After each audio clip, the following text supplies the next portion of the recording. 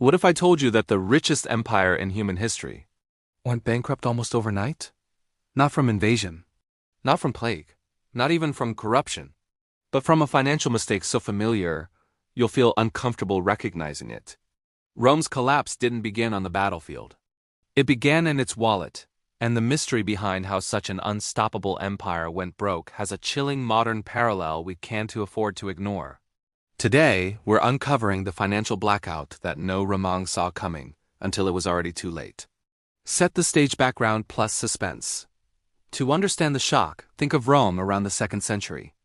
The empire is wealthy, unstoppable, and dripping with gold, literally.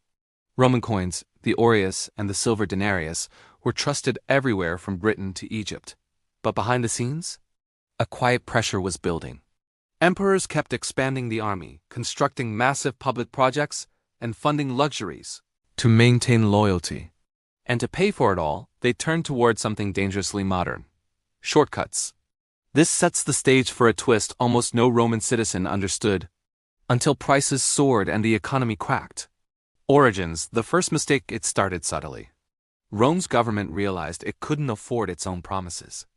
So emperors began shaving tiny amounts of gold and silver out of each coin while keeping the same face value.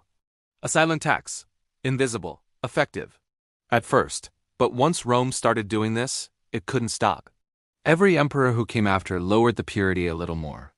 What started as 98% silver eventually dropped to 2%, turning real money into glorified metal scraps. Rise, the illusion of prosperity. At first, it looked like a miracle. More coins meant more money.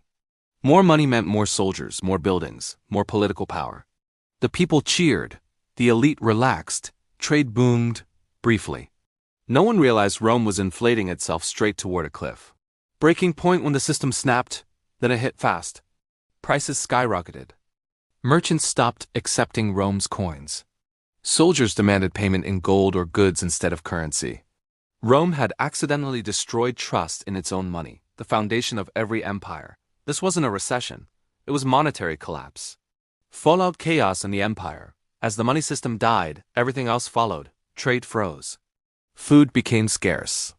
Local governors ignored the central government.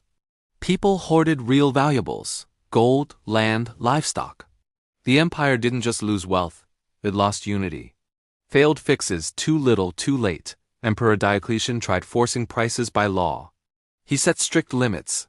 Break them and you could be executed. The result? Merchants stopped selling altogether.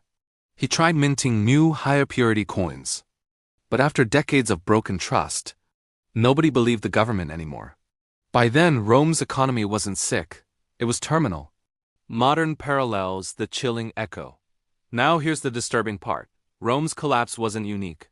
It was predictable. And today, modern governments around the world are repeating the same pattern: printing money faster than economic growth, expanding military and social spending, debasing currency through inflation, believing confidence will last forever. In the last 15 years, the global money supply has increased more than threefold. Sound familiar? History isn't repeating, it's copy-pasting.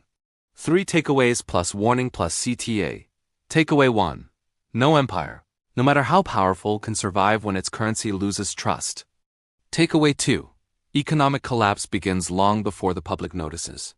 Takeaway 3. Inflation is not just numbers, it's the quiet dismantling of stability.